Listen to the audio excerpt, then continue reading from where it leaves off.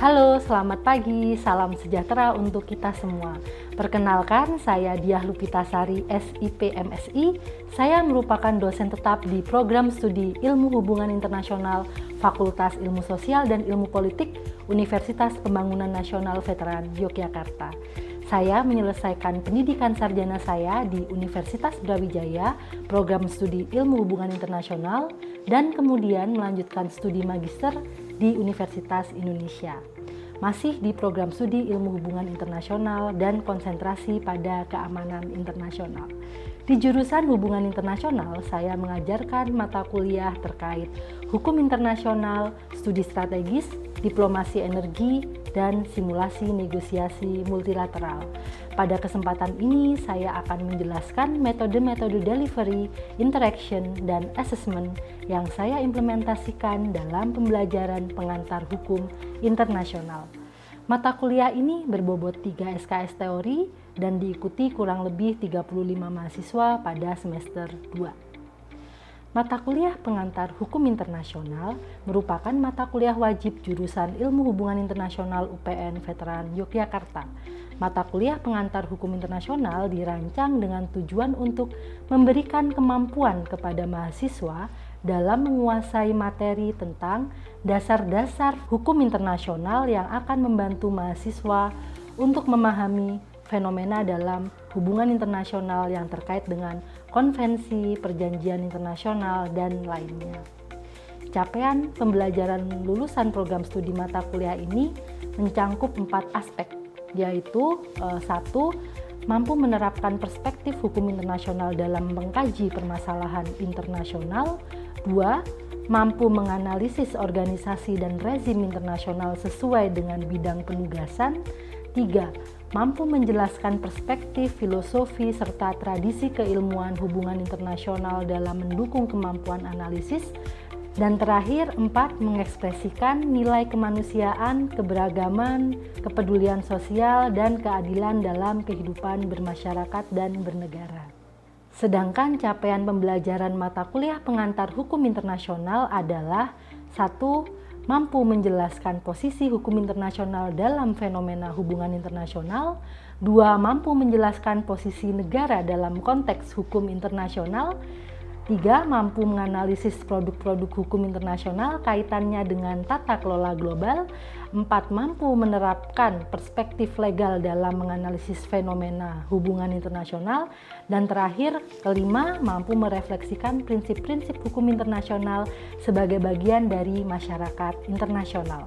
Dengan capaian pembelajaran yang sudah disebutkan, maka diharapkan mata kuliah pengantar hukum internasional memberikan mahasiswa pengetahuan dan keterampilan dalam menguasai yang pertama konsep dasar dan posisi negara dalam hukum internasional, kemudian yang kedua subjek dan sumber hukum internasional, yang ketiga legal personality dari aktor non-negara, yang keempat yurisdiksi negara, yang kelima perjanjian internasional, yang keenam penyelesaian sengketa, yang ketujuh hukum diplomatik, yang kedelapan hukum humaniter, yang kesembilan hukum laut dan ruang angkasa, dan terakhir adalah hukum ekonomi internasional. Selanjutnya saya akan menjelaskan konsep pembelajaran mata kuliah pengantar hukum internasional yang terdiri dari delivery, interaction, dan assessment. Dalam perkuliahan pengantar hukum internasional, proses presensi mahasiswa dilakukan melalui e-learning pada Wimaya. Untuk RPS, materi ajar, dan yang terdiri dari PowerPoint, buku referensi, dan jurnal, mahasiswa bisa mengakses melalui Spada Wimaya. Sementara itu, penugasan juga dilakukan melalui Spada Wimaya yang mencakup pemberian soal dalam tugas dan juga pengumpulan tugas. Adapun metode pembelajaran yang digunakan adalah ceramah interaktif dan diskusi kasus atau case-based learning. Dalam penyampaian materi awal, saya akan memulai ceramah dengan diskusi interaktif di mana mahasiswa dalam menjelaskan materi akan saya sisipkan pertanyaan untuk mahasiswa. Dan case-based learning digunakan pada materi yang sifatnya membutuhkan analisis kritis bagi mahasiswa setelah mereka memahami konsep dasar yang sudah disampaikan pada ceramah sebelumnya. Dalam proses pembelajaran, saya mengutamakan diskusi interaktif dengan mahasiswa. Di awal pembelajaran, saya biasanya memberi motivasi untuk mahasiswa. Saya juga memberikan refleksi terkait materi yang sudah diajarkan sebelumnya. Ketika saya menyampaikan materi melalui ceramah, saya akan memberikan kesempatan kepada mahasiswa untuk bisa bertanya maupun berpendapat. Terkadang di beberapa pertemuan, saya akan melakukan ice breaking terkait materi yang sudah disampaikan. Biasanya saya akan melakukan itu melalui media Kahoot. Hal itu ditujukan agar mahasiswa bisa berpartisipasi lebih aktif ketika perkuliahan sedang berlangsung. Ketika perkuliahan dilakukan secara daring, saya juga tetap memberikan kesempatan bagi mahasiswa untuk mereka tetap bisa berpendapat dan juga bertanya melalui materi yang disampaikan. Asesmen atau penilaian pada mata kuliah pengantar hukum internasional dilakukan melalui tes dan non-tes yang mencangkup aspek kognitif, afektif, dan psikomotor. Adapun komponen penilaian dalam mata kuliah ini mencangkup ujian tengah semester dengan bobot 20%, ujian akhir semester berbasis case-based learning dengan bobot 30%, kuis dengan bobot 10%, tugas mandiri dengan bobot 10%, dan diskusi presentasi kelompok dengan bobot 20%, serta non-tes biasanya saya akan menilai melalui kreativitas dan keaktifan dari mahasiswa selama pembelajaran di kelas dan itu berbobot 10%. Rubrik penilaian sudah tersedia di dalam RPS sehingga mahasiswa bisa mengakses itu di dalam RPS juga di dalam e-learning pada Wimaya. Instruksi penugasan serta tenggat waktu penugasan juga sudah ada di dalam RPS. Pada pengumpulan tugas yang akan dilakukan melalui e-learning, mahasiswa bisa mendapatkan transparansi nilai. Terkait ujian akhir semester, mahasiswa juga dapat mengikuti dengan minimal kehadiran 12 kali sesuai aturan akademik dari universitas. Ujian susulan, baik itu ujian tengah semester maupun ujian akhir semester, dapat diberikan kepada mahasiswa juga mengacu pada aturan yang ada di dalam universitas. Demikian pemaparan singkat saya mengenai profil dan juga rencana pembelajaran dalam mata kuliah pengantar hukum internasional. Di video ini saya juga akan menyertakan contoh pembelajaran pada mata kuliah pengantar hukum internasional yang sudah saya laksanakan. Oke, baik. Selamat pagi teman-teman semua. Kita kembali lagi ya hari ini di mata kuliah pengantar hukum internasional. Nah, hari ini kita sudah memasuki di minggu keempat. Jadi sebelumnya kita sudah belajar materi pengantar hukum internasional, kemudian subjek dari hukum internasional dan sumber dari hukum internasional. Nah, di pertemuan hari ini kita akan belajar tentang perjanjian internasional. Kita mungkin akan merefresh sedikit apa yang sudah kita bahas minggu lalu ya. Minggu lalu kita membahas terkait sumber-sumber hukum internasional. Ada yang masih ingat? Baik. Sumber hukum internasional itu diatur di Pasal 38 Statuta Mahkamah Internasional. Ada 5 yang sebetulnya ada 4 dari Mahkamah Statuta Internasional, tapi kemudian ada yang namanya itu. Yang pertama, convention, ini termasuk perjanjian internasional yang mau kita bahas hari ini ya. Kemudian custom, kebiasaan internasional, prinsip hukum umum, dan keputusan peradilan. Nah, yang kelima adalah pendapat ahli hukum. Apa sih perjanjian internasional itu? Perjanjian internasional itu adalah perjanjian yang tertulis maupun tidak tertulis yang kemudian mengatur prinsip-prinsip, baik itu instrumen tunggal atau lebih, yang kemudian itu berkaitan dengan apapun nama yang diberikannya. Maksudnya apa di sini? Apapun nama yang diberikannya. Dalam perjanjian internasional itu bentuknya ada bermacam-macam. Jadi tadi kita melihat ada convention, ada traktat, ada agreement. Nah, nanti itu akan kita bahas satu persatu ya. Jadi perjanjian internasional itu dia bisa dalam bentuk tertulis maupun tidak tertulis. Tertulis jelas ya ada dokumennya. Kalau tidak tertulis biasanya diambil dari custom, kebiasaan. Karena kan kebiasaan itu biasanya ada pola-pola di masyarakat internasional yang kemudian itu diakui sebagai hukum internasional. Nah, itu kebiasaan. Nah, biasanya kebiasaan nasional itu tidak tertulis. Makanya kenapa kok Ada hukum tertulis dan ada hukum yang tidak tertulis. Secara mudahnya kita bisa menggambarkan seperti ini. Kalau hukum tertulis anggap saja seperti undang-undang. Oh, ternyata di hukum internasional itu ada undang-undangnya. Kalau di dalam konteks Indonesia, ya itu tadi kan kita bicara dalam skala global. Kalau di Indonesia, hukum internasional itu sudah diatur dalam Undang-Undang Nomor 37 Tahun 1999 tentang hubungan luar negeri. Nah, apa arti dari perjanjian internasional? Itu ditulis dalam bentuk ini tadi ya, tertulis dan tidak tertulis oleh pemerintah Indonesia dengan negara-negara lain yang kemudian itu menimbulkan hak dan kewajiban pada pemerintah Indonesia. Jadi perjanjian yang dilakukan oleh pemerintah Indonesia kepada subjek hukum internasional yang lain. Nah, subjek hukum internasionalnya itu siapa? Sebenarnya tidak mencangkup hanya negara gitu. Karena kalau kita bicara soal aktor dalam hubungan internasional itu kan ada state actor dan non-state actor. Nah, non-state actor ini siapa ya? Kemarin yang sudah kita pelajari minggu lalu, siapa sih subjek hukum internasional? Misalnya ada negara itu sebagai subjek hukum utama. Kemudian ada kelompok insurgen, ada kemudian Vatikan, Tahta Suci, ada ICRC atau Palang Merah Internasional, kemudian ada organisasi internasional. Nah, jadi subjek-subjek hukum internasional ini mereka bisa dikenakan hukum internasional. Jadi hukum internasional itu atau perjanjian internasional ya itu tidak hanya mengatur hubungan negara dan negara, tapi kemudian bagaimana hubungan negara dengan non-state actor lainnya atau subjek hukum lainnya, gitu ya. Dari sini sudah bisa dipahami teman-teman?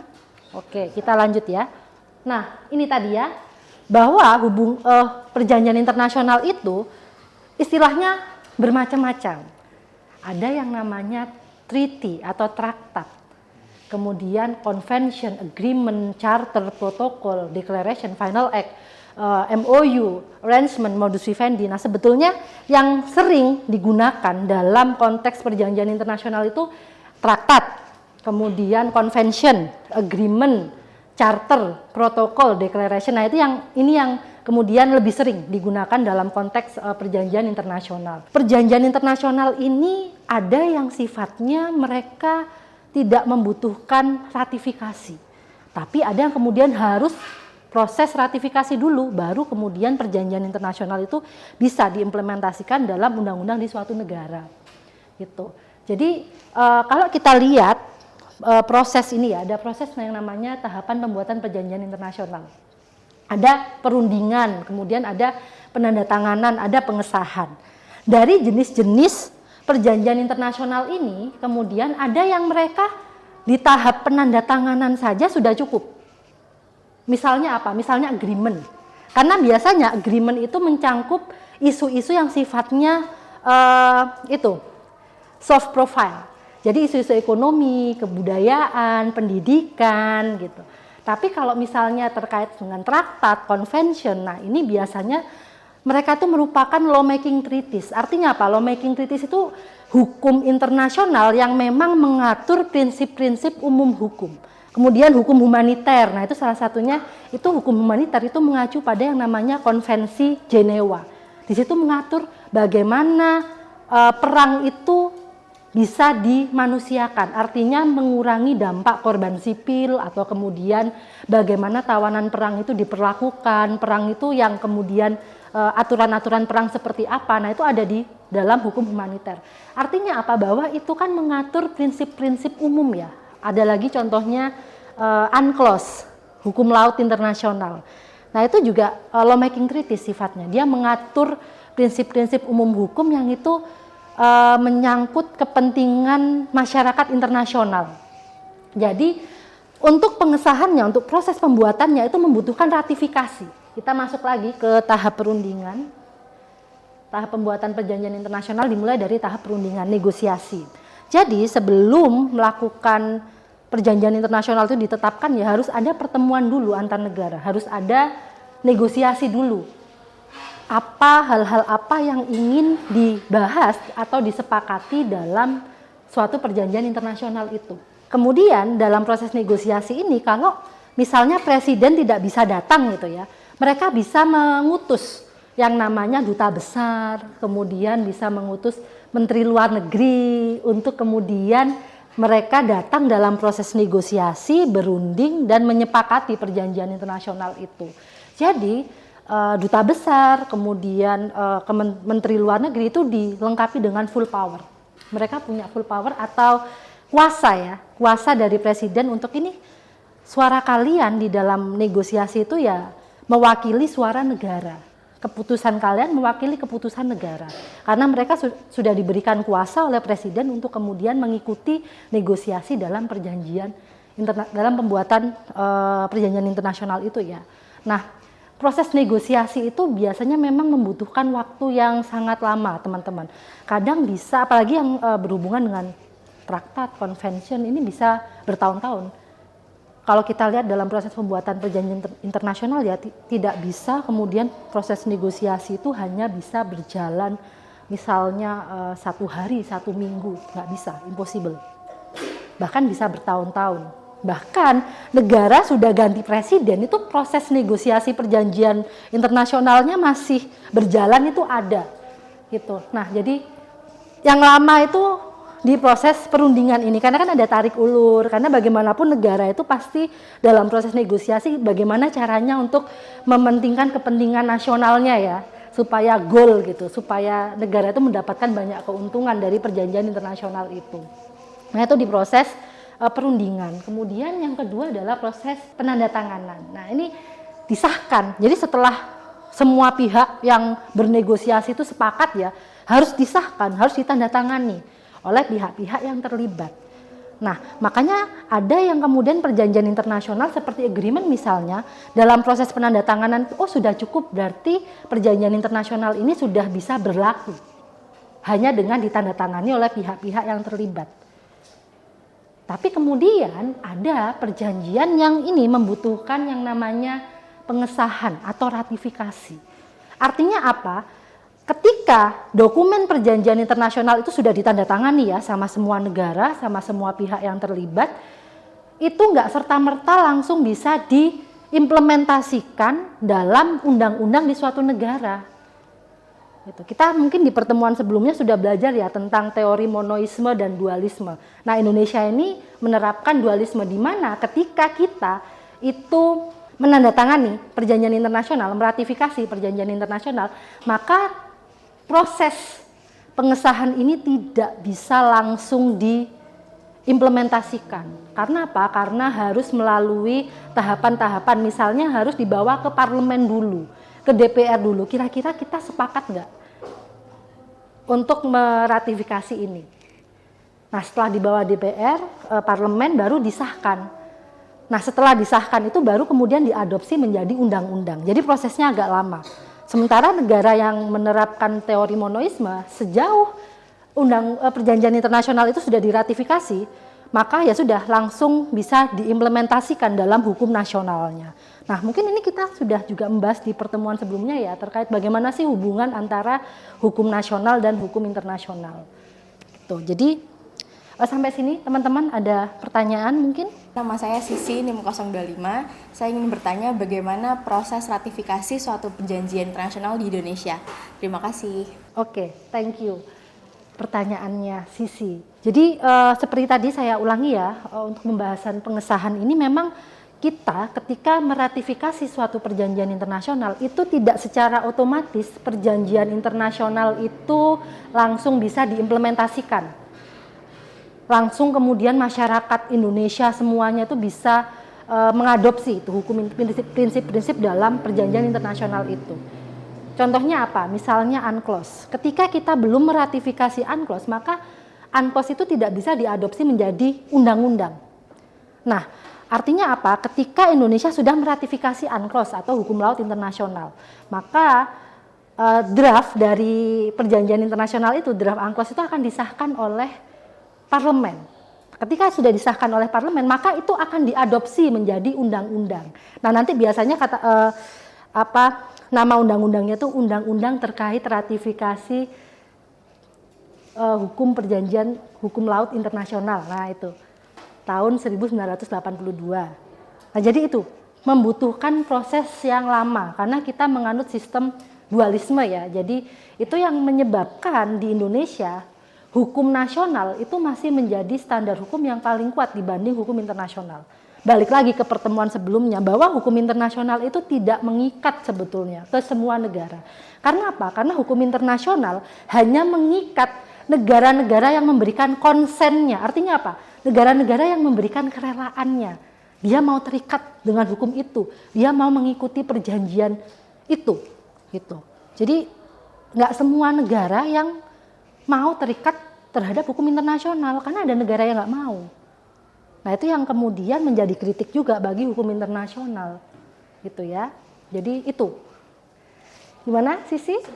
Oke, kita lanjut ya.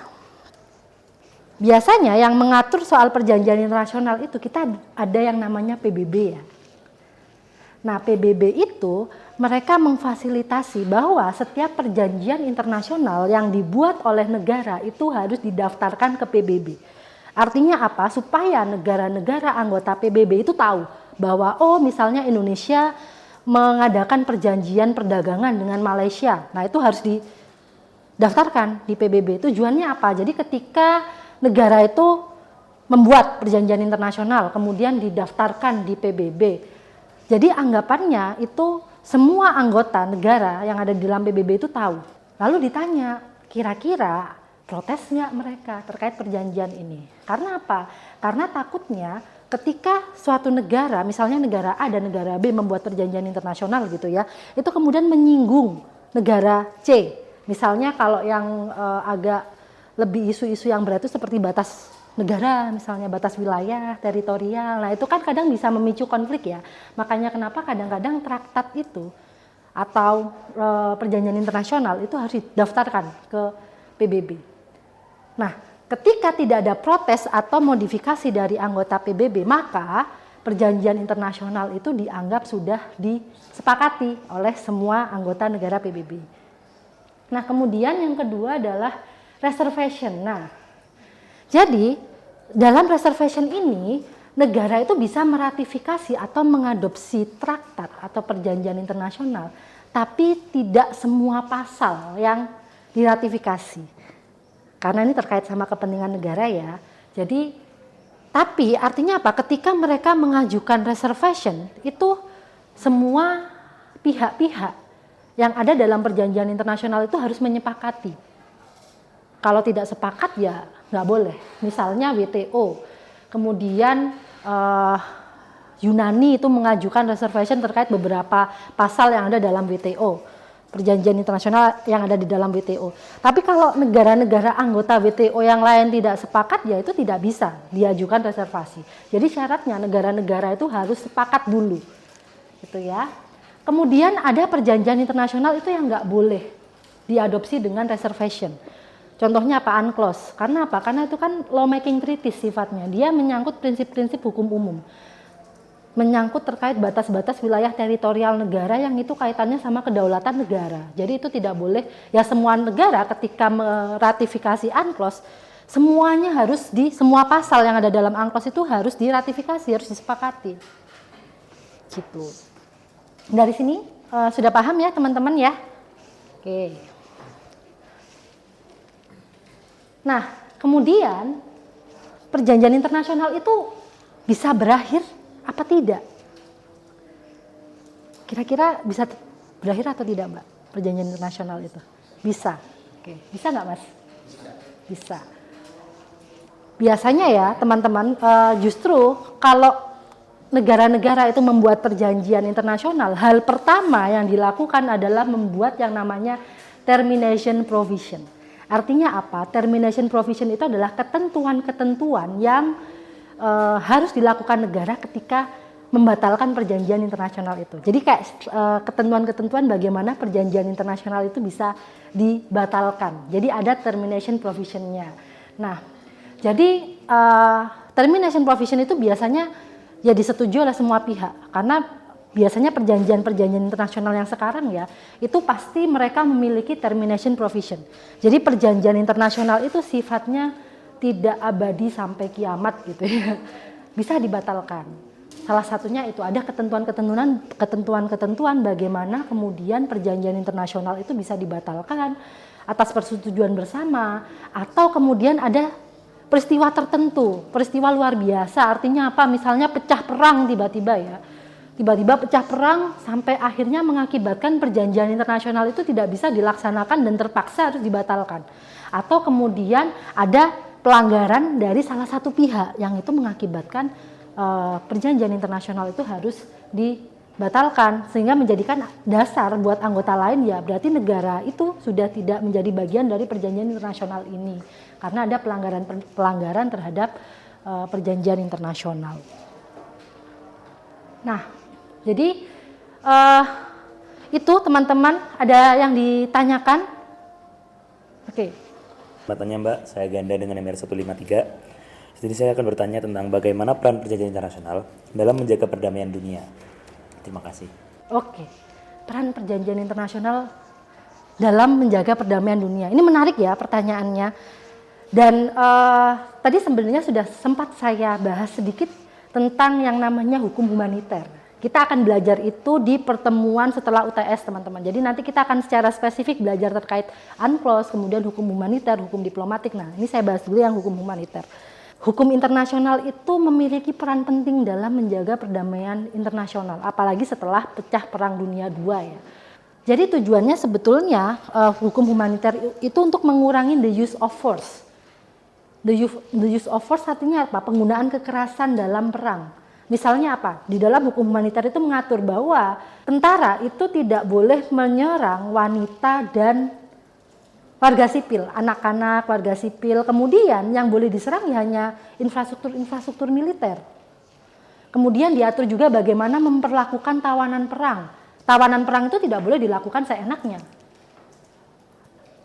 Bahwa dalam perang itu yang boleh diserang ya hanya kombatan. Fasilitas-fasilitas publik yang vital seperti rumah sakit, kemudian sekolah, fasilitas keagamaan, gereja, masjid itu tidak boleh diserang. Nah itu semua diatur dalam hukum humaniter. Artinya apa? Hukum humaniter itu juga sangat berperan dalam menjaga perdamaian dunia. Jadi perang itu sebenarnya dalam hukum internasional itu digunakan sebagai opsi terakhir ketika jalan-jalan diplomatik sudah tidak bisa dilampaui oleh negara, maka bisa perang itu dilakukan untuk menyelesaikan konflik. Tapi ingat ya teman-teman, itu sebagai opsi terakhir. Makanya kalau di negara-negara demokratis biasanya perang itu harus dideklarasikan. Gitu ya.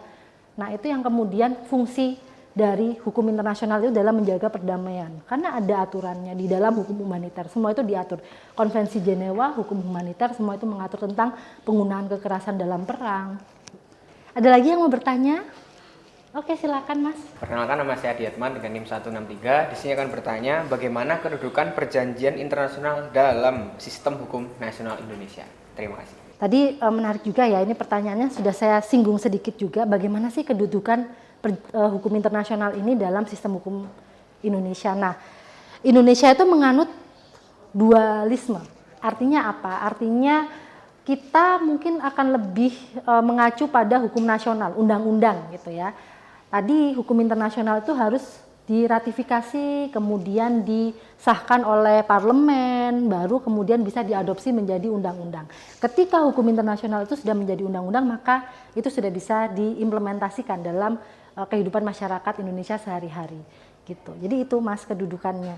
Jadi kita mungkin masih lebih mementingkan penggunaan hukum nasional ya. Karena kalau di negara yang menerapkan monoisme itu kadang malah mereka akan lebih condong menempatkan hukum internasional itu lebih superior dibanding hukum nasional. Nah, itu yang kemudian itu ya menjadi kritik juga. Tapi itu pilihan negara gitu. Oke, sudah tidak ada yang bertanya atau masih ada yang bertanya? Oke, sudah cukup ya teman-teman. Ini sepertinya saya akan menyertakan tugas kelompok yang harus dikerjakan minggu depan ya. Pertanyaan saya adalah, apakah keputusan dari Majelis Umum PBB itu bisa dikatakan sebagai hukum internasional, perjanjian internasional? Saya minta didiskusikan 2 orang aja, nanti kalian tulis ya, beserta alasan argumen-argumennya gitu. Jadi harus ada analisis kritisnya, nanti dikumpulkan di Spada minggu depan. Ya, jadi kalian punya waktu 1 minggu untuk mengerjakan itu. kalau sudah tidak ada pertanyaan lagi, mungkin bisa saya akhiri. Terima kasih semuanya.